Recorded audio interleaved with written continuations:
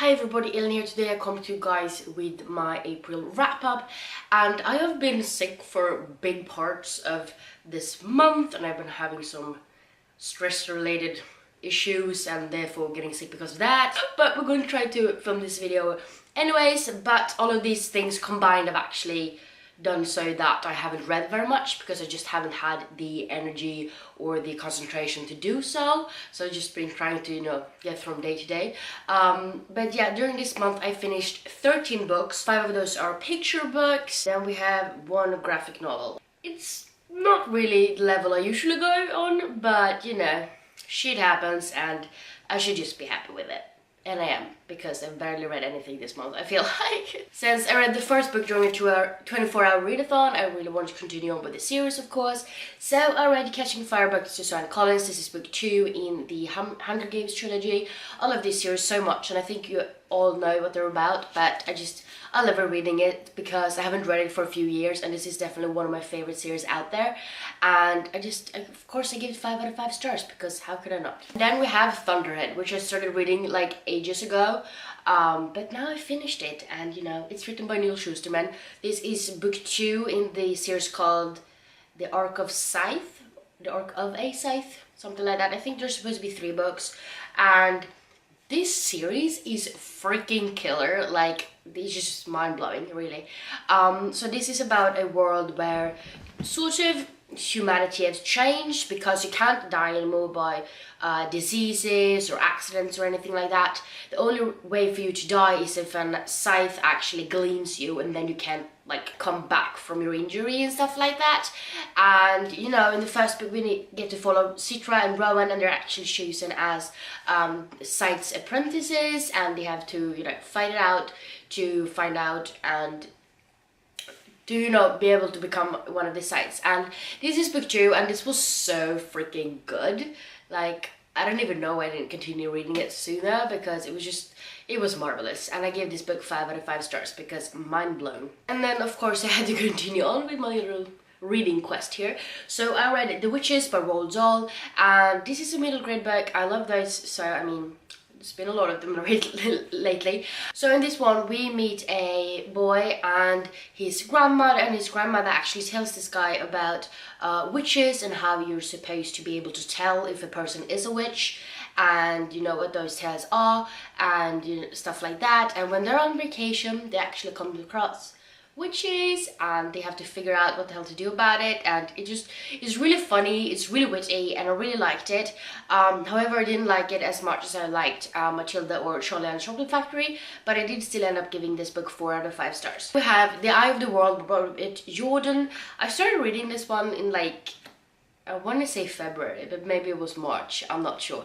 Anyways, it's a behemoth of a book. It's over 800, it's almost 800 pages, and I really liked it, but it was just kind of slow sometimes, and it takes a couple of pages to get into the story every time you put it away, so it definitely took some time to read it.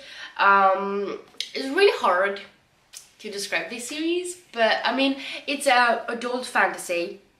There's supposed to be this dragon reborn kind of thing, and people are freaking out because there are signs that points towards the fact that the dragon has been reborn, and that's not a good thing. And also we have these 3 guys, Matt, Perrin and Rand, and they are from this little village, and they for some reason are being hunted down by these really creepy creatures. And that's pretty much all I want to say, because I don't want to spoil anything, but it's really cool. It's got great magic and really interesting characters, and they ended up giving this book 4 out of 5 stars. And we have a graphic novel. So we have The Steel Prince by V.E. Schwab. This is a graphic novel that sort of surrounds the Shades of Magic universe, but you get to follow, what's his face? You follow Maxime, which is his father, and there's magic, and I mean, it's a graphic novel. I think that, I love the idea of getting to know his father better and find out what happened to him when he was younger, but at the same time, this is kind of just the art style just wasn't for me, because I feel like everybody looked the same, so it was really hard to tell a person from a different person, who's good, who's bad. I don't even know, because they all looked the freaking same. So I didn't really enjoy this one, and I actually kind of had to force myself to continue reading it just because of that. Because I mean, it's a graphic novel, and then I feel like the artwork is really important, and yes, it's a personal taste issue, but it just didn't click with me. I didn't actually rate this one yet on Goodreads, but I think it's leaning towards like a 2 out of 5 stars. And then I also continue on with this series. So this is Exile by Shannon Messenger. This is the second book in Keeper of the Lost Cities. This is another middle grade series. I love it so much, and it's just so much fun to read this series, and it's such a quick read. But in this series we meet Sophie Foster, and she actually finds out that she's not human, she's in fact an elf, and then people are starting to hunt her down, and she's just trying to figure out who are these people, what do they want with her, and shit like that. And also the characters in these books have like really cool abilities, if you will, and then there's magic, and it's so cool, and I really liked it, and you should just read this series for sure. I just book 4.5 out of 5 stars. I have Lilla Dockan by Ingrid Elfgren. This was a review book that I got from the publisher called Bokfabriken, and I actually listened to this book as an audiobook, and it's really like interesting and morbid and gross, honestly. We meet this girl that's actually sort of a vlogger, and she kills herself live on the air, and there's a lot of young like teenagers watching this. And we meet this girl named Jennifer, and she sort of gets dragged into this like weird relationship that she gets with this guy that she's actually never met. She's only have like conversations with him over the phone, and maybe there's some strings that, you know, might connect there. But yeah, it was really hard to listen to sometimes because it was just gory details, but I still thought it was really well written, and it was a like interesting concept that I haven't read 5 billion times before. So I ended up giving this book 4 out of 5 stars. So first out is Knute's Hus by Barbro Lindgren. This is really cute. It's Knute moves from home, he's a little boy, but he moves out, and suddenly he's feeling lonely, and all of a sudden there's a lot of animals in his house. It's really cute.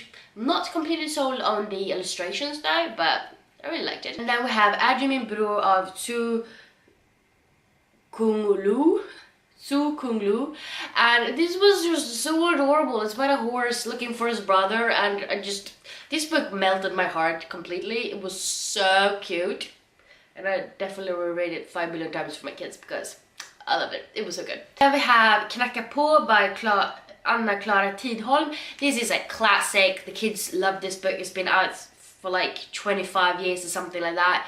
It's really fun and so interactive, and the kids love it. And then we have Månulvarna by Malin Alin. And then we have Sigges bilar och maskiner by Eva Widén. And yeah, those were all of the books I read this month. Like I said, it's not as many as I usually read, but considering the circumstances that I felt like shit, because I feel like I'm this bloated right now, I feel like I did still do a pretty good job, even though I had kind of expected more from me. But hopefully, you know, May will be a better month. I will get more reading done. I will feel a lot better, hopefully. And yeah, that's my hopes for next month. But yeah, if you like this video, please don't forget to give me some thumbs up, and also don't forget to subscribe to my channel by clicking the button down below. And as always, if you have read any of these books, please let me know down below what you thought about them, without spoiling of course. And yeah, I hope you see each other in the next one. Bye!